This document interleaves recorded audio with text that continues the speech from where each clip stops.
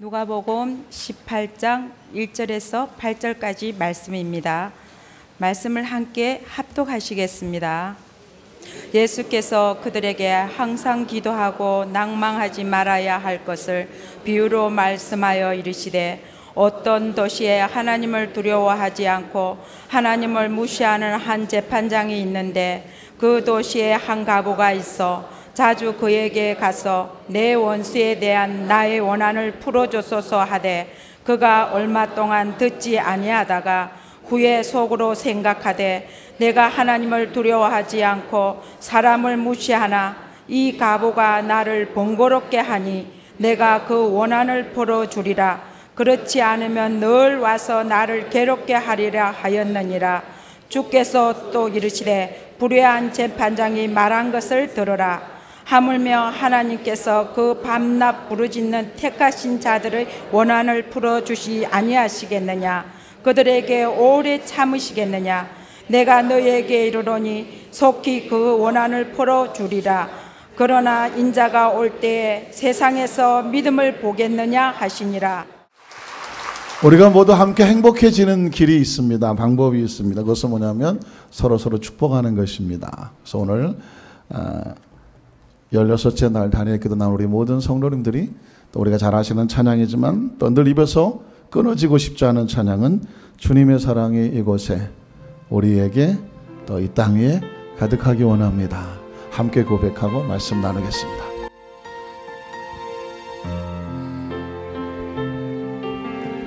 정말 간절한 소원이죠.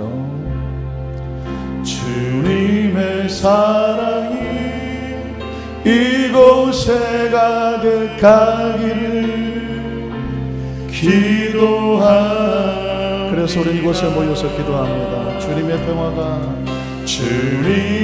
평화가 우리들 가운데 있기를 원합니다. 주님의 사랑 우리 강도교회 가운데 이곳에 가득하기를 기도합니다.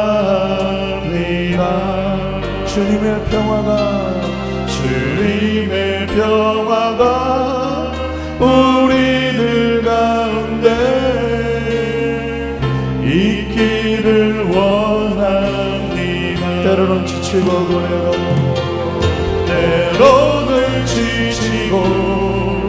때로는 고뇌도 주만을 바라보면서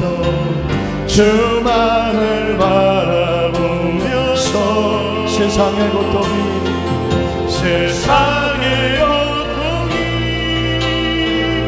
내게 닥쳐와도 주만을 사랑하리라. 주님의 축복이 이곳에 넘쳐나기를 원합니다. 주님의 사랑이 이곳에 가득하기를 기도합니다. 때로는 지치고 때로는 고뇌도 주만을 바라보면서 세상의 고통이 내게 닥쳐와도 주만을 사랑하리라. 주님의 축복이 이곳에 넘쳐나기를 원합니다. 주님의 사랑이 이곳에 가득하기를 마지막으로 한 번 더 고백할게요. 때로는 지칠 수 있습니다. 때로는 지치고 때로는 고뇌. 우리 주님만을 바라봅니다. 주만을 바라보며 세상의 고통이 내게 닥쳐도 세상의 고통이 내게 닥쳐와도 주만을 사랑하리라. 주님의 축복이 이곳에 넘쳐나기를 원합니다네. 주님의 사랑이 이곳에 가득하기를 기도합니다.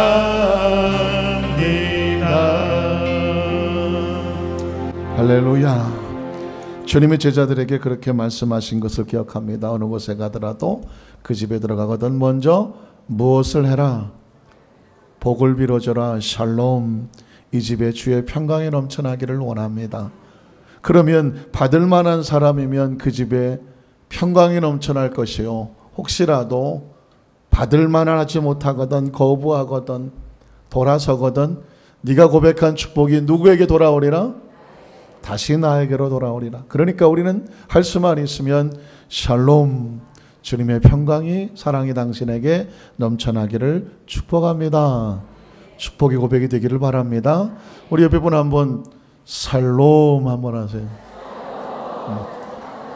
늘 하는 얘기지만 살롬은 아니죠. 살롬, 샬롬.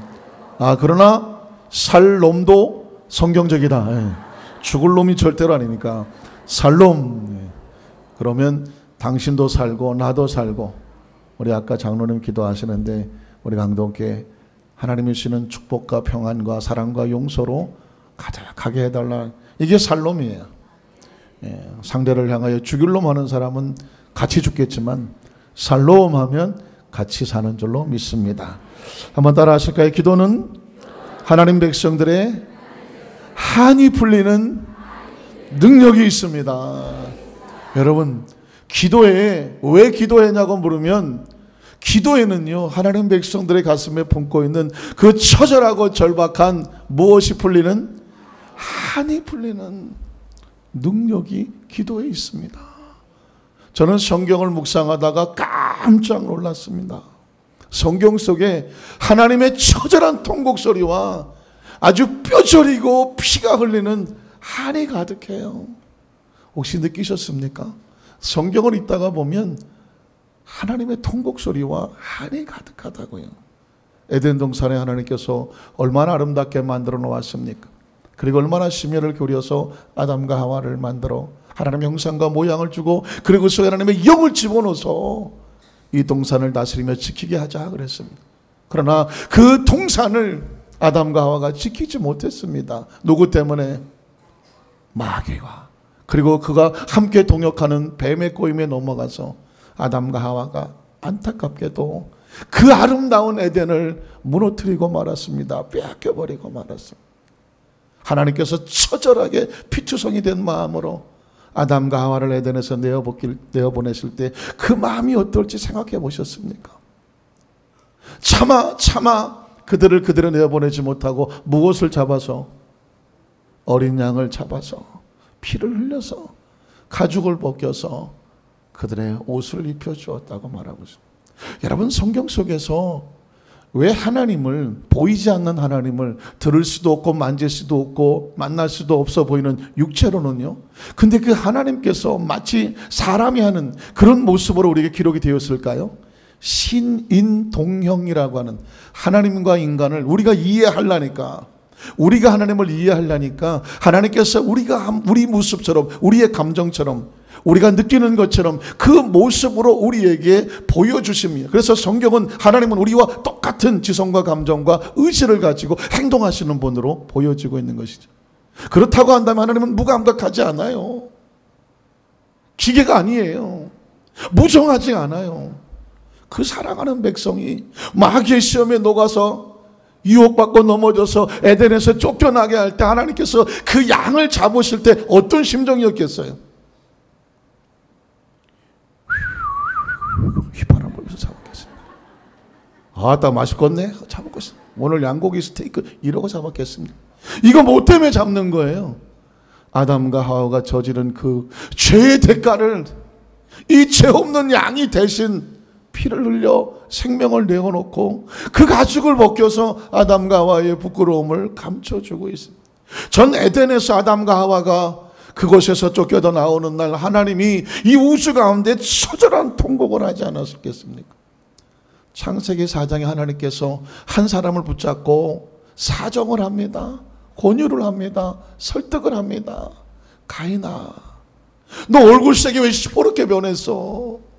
네가 옳은 일을 했다면 네 얼굴이 그렇게 변할 수가 없잖아. 네 마음에 죄의 생각이 오르지만 그러나 죄를 다스려야 돼. 안 그러면 너는 죄에 잡혀 먹이가 되고 말아. 무슨 말입니까? 아벨에 대한 원한과 분노와 적개심을 내려놓으라는 것입니다. 예배에 실패했으니까, 삶에 실패했으니까 다시 회복하라는 기회를 주는 거예요. 하나님이 설득한 거예요. 하나님이 그렇게 붙잡고 얘기한 거예요. 하나님이 시간을 준 거예요. 하나님께서 기회를 준 거예요. 그런데 그 가인이, 하나님, 내가 뭐 동생이나 지키는 그런 한가한 놈인 줄 아십니까? 하나님 앞에서 고개를 치들고 빳빳하게, 그리고 돌아서서 동생을 밭으로 들러 불러내서 대구박을 돌탱이로 박타버렸어요. 전문적인 용어죠. 이건 저쪽 아래쪽에서 쓰는 말이에요. 대구박을 돌탱이로 확 박타버려야 이런 말이에요. 머리로 박타 아벨을 쳐서 죽였다는 것이. 그게 누구 눈앞에서 벌어지는 겁니까? 하나님 눈앞에서 벌어지는 거예요. 그렇게 기회를 줬는데 그 앞에서 동생을 쳐서 죽여버려. 평생 죽지도 못하고 하나님을 떠나서 저 동쪽으로. 여러분, 에덴의 동쪽이라는 영화 기억하십니까? 주인공이 누구예요? 제임스 딘을 알면 참 우리 오래 살았습니다. 요즘 친구들은 잘 모르겠죠. 제임스 딘은 가죽 잠바 탁 입고 머리에 샥 약간 바나나처럼 생겨갖고 자네가. 그 제목이 왜 에덴의 동쪽인가 그래서 에덴의 동쪽에서 무슨 지상 낙원인 줄 알았어요. 여러분, 에덴의 동쪽은요, 살인하고 실패하고 하나님 낯을 피하여 도망치는 것이 에덴의 동쪽이야. 에서가, 가인이 그렇게 도망을 쳤던 것이 에덴의 동쪽이에요. 인간은 하나님 앞에서 그렇게 돌아서서 떠나면 갈 곳은 한 군데밖에 없어요. 에덴의 동쪽이에요. 왜? 하나님을 떠난. 그러니까 우린 절대로 에덴의 동쪽으로 가면 안 돼.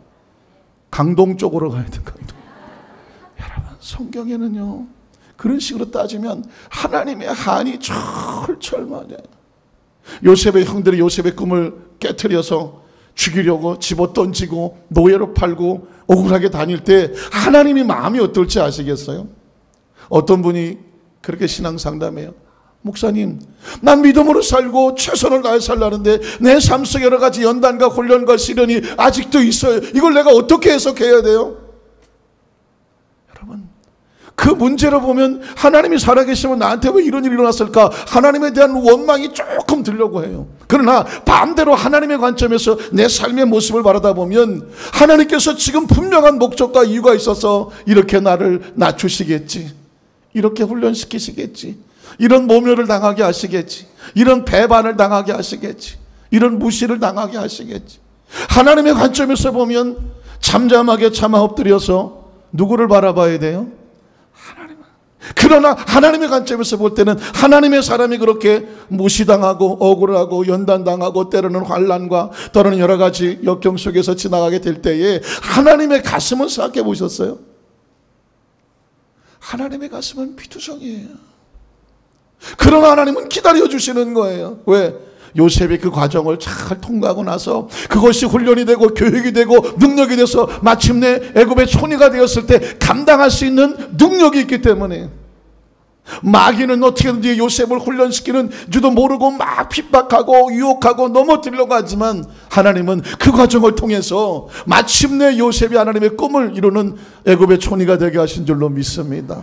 지금 많이 힘들죠. 속상하죠. 억울하죠. 눈물 나죠. 힘들고 어려운 과정을 통과하죠. 그러나 기도하는 백성이라면 기억하십시오. 지금 내 모습을 하나님이 어떤 마음으로 보실까? 어떻게 봐주실 것 같아요? 조금만 더, 조금만 더, 조금만 더, 조금만 더 기도하고 참자. 제가 그런 말씀을 드렸나요? 저는 이 저녁에 여러분을 만나서 이 단에게 나오신 분 보면 가슴이 미어진다니까요. 오늘 아침에도 예배를 드리고 오늘 저녁에도 무슨 노아의 방주에 사는 것 같아요. 노아의 방주에. 눈 뜨면 우리 성도들을 만나서 예배를 드리잖아요. 그런데 얼마나 바쁘고 중요한 일이 많겠어요. 빨리 집에 가서 쉬고 싶은 일이 얼마나 많겠어요. 그러나 오늘 작정하여 여기 나오는 여러분이 그 집에서 직장에서 있는 곳에서 버스를 타고 차를 운전하고 택시를 타고 교국버스를 타고 이곳에 걸리게 걸어오시는 모습, 달려오시는 모습, 각자가 달려오지만 하나님이 아실까요? 모르실까요? 아시죠. 알아요. 그게 절박하고 절실할수록 하나님의 가슴은 미워지는 거예요. 그걸 아셔야 돼요. 여러분의 자녀들이 정말 힘들고 어려운데 어떻게 뭘 구했는지 모르지만 어머니, 아버지 드세요. 저희가 만들었어요라고 뭔지 모르지만 눈물 나는 걸 가져왔다고 하면, 쓰고 남는 거라면 모르겠지만 정말 어렵게 가져온 거라면 그 의미를 아는 사람이 그 손에 붙잡고 그 부모가, 어떤 부모가 눈물을 안 흘리겠어요. 여러분이 시간이 남아서 갈 데 없어서 정말 한가하게 나와 있는 게 아니라는 걸 정말 알기 때문에 오늘 이 자리에 나오기 위해서 어떠한 것을 포기하고 어떤 것을 희생하고 어떤 피곤한 몸을 이끌고 여기를 나오신다는 것을 저도 알겠는데, 저도 하나님이 아시지 않겠습니까? 하나님의 그 한이 있는 거예요. 내가 반드시 이 눈물의 기도, 그 간절한 간구를 들었으니 내가 응답하여 줄 것이다. 분명히 하나님께서 그 한 맺힌 것에 대해서 하나님께서 분명히 환하게 웃게 하실 날이 임할 줄로 믿습니다. 이스라엘 백성이 광야를 통과할 때도요, 민수기 16장에 보면 제가 고라와 250명의 족장이 있었다고 말하잖아요. 그때 하나님께서 가슴을 치면서 모세와 아론에게 뭐라고 말한지 아십니까? 야, 니네 둘 거기서 나와라. 모세 아론에게 하는 말입니다. 둘 나와라. 내가 도저히 못 참겠다. 이 백성을 내가 광야에서 진멸하겠다. 민수기 16장 찾아보시면 나와요. 그러니까 모세와 아론이 하나님 앞에 꼬꾸라져.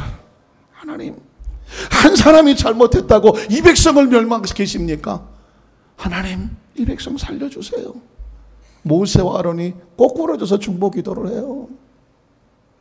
하나님께서 거기서 마음을 돌리세요. 하나님의 오죽하심이 답답하시면 거기서 나와라. 내가 이 백성을 내가 진멸시켜야지. 도무지 안 되겠다. 여러분, 하나님의 말씀 한마디 한마디에 하나님의 한이 맺혀 있습니다. 각설하고 예수님이 십자가에 달리실 때, 여러분, 십자가는 저주입니다. 기억하시잖아요. 십자가는 저주받은 자가 달리는 처절한 한 맺히는 곳이에요. 가슴이 얼룩한, 그건 보기 좋은 게 아니에요. 그 처절한 한이에요. 대못, 이거 한입니다.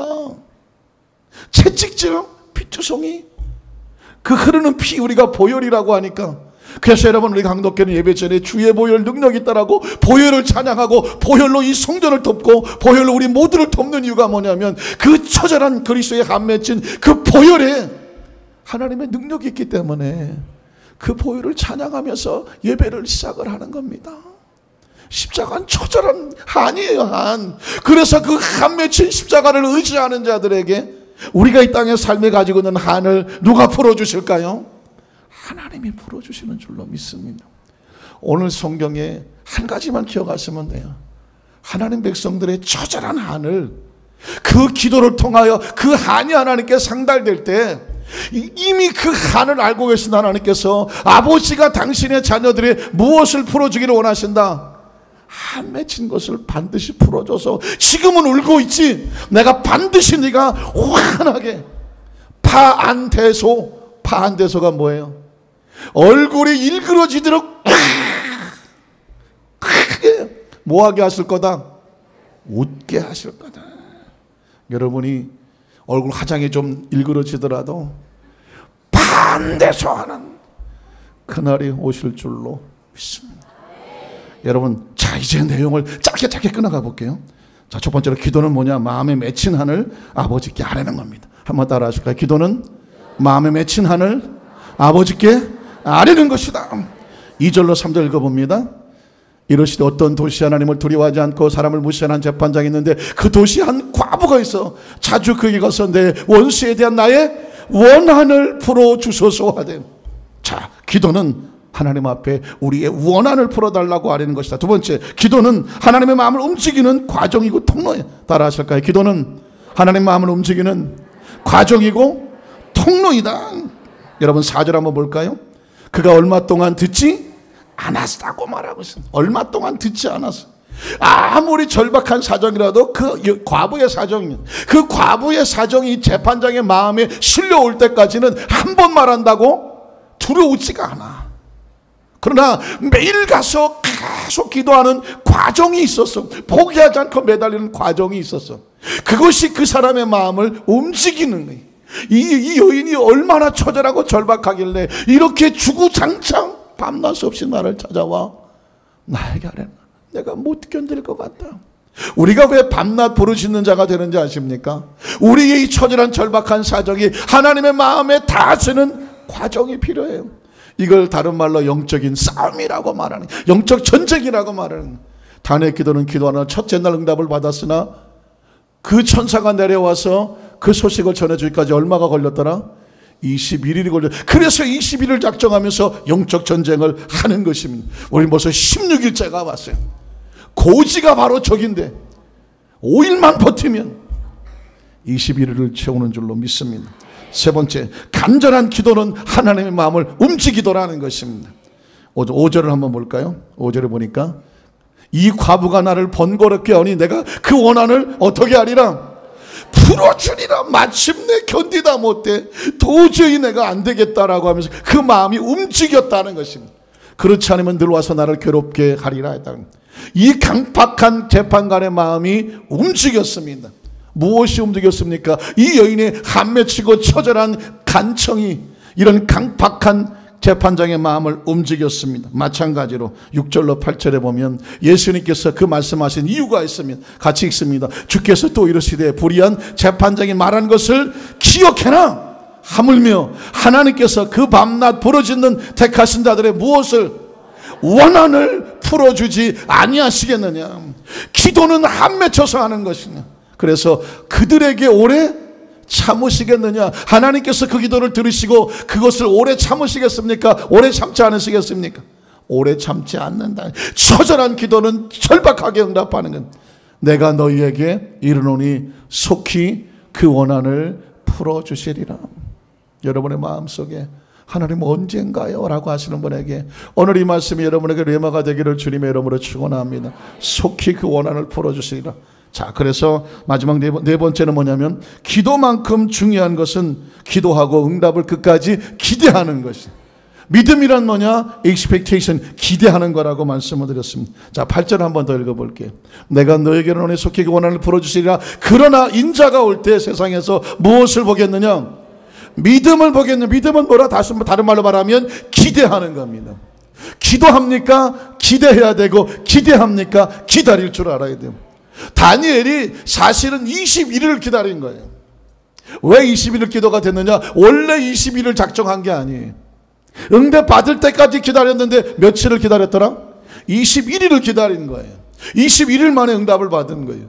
어떤 사람은 시작하자 받고, 어떤 사람은 열흘째 받고, 어떤 사람은 21일 받고, 어떤 사람은 40일, 50일 될지 몰라요. 그러나 뭐 하지 않는다. 기도하는 백성은 포기하지 않냐. 기대를 저버리지 않습니다. 그래서 마지막 다섯 번째는 뭐냐면 1절에 있는 것처럼 기도하는 사람은 절대로 낙심하지 않는다. 한번 따라 하시게. 기도하는 사람은 절대로 항상 기도하고 낙심하지 말아야 된다. 그게 오늘 1절이에요. 1절을 읽어볼까요? 예수께서 그들에게 항상 뭐하고 기도하고 낙심하지 말아야 할 것을 비유로 만. 낙심이라고 하니까 실망처럼 보이지만 영어로 성경은 not give up이라고 말하고 있어요. 그건 뭐냐면 포기하지 않는. 기도는요, expectation, 기대한다고 그랬잖아요. 막 기대하고 매달리는 거예요. 그런데 낙심 뭐냐? 이걸 놓아버리는 거예요. 하나님이 이것을 놓기를 원하지 않아요. 하나님 응답하실 때까지 부여잡기를 원하시는 줄로 믿습니다. 말씀을 정리합니다. 하나님의 한은 뭐냐? 이 땅에서 하나님 은혜대로 믿음대로 살려고 하는 하나님 백성들의 한을 풀어주기를 원하셔요. 반대서 하기를 원한다 그래서 믿음 지키려고, 의를 지키려고, 사명 지키려고, 직분 지키려고 외롭게 싸우고 무시당하고 조롱당해도 끝까지 지켜내는 사람은 하나님께서 반대서 하게만 한을 풀어서 가슴이 시원해지고 삶이 열려지고 이 여인이 그 응답을 받아서 활짝 웃는 것처럼 우리 모든 성도들에게 그 은혜가 있기를 주님의 이름으로 축복합니다.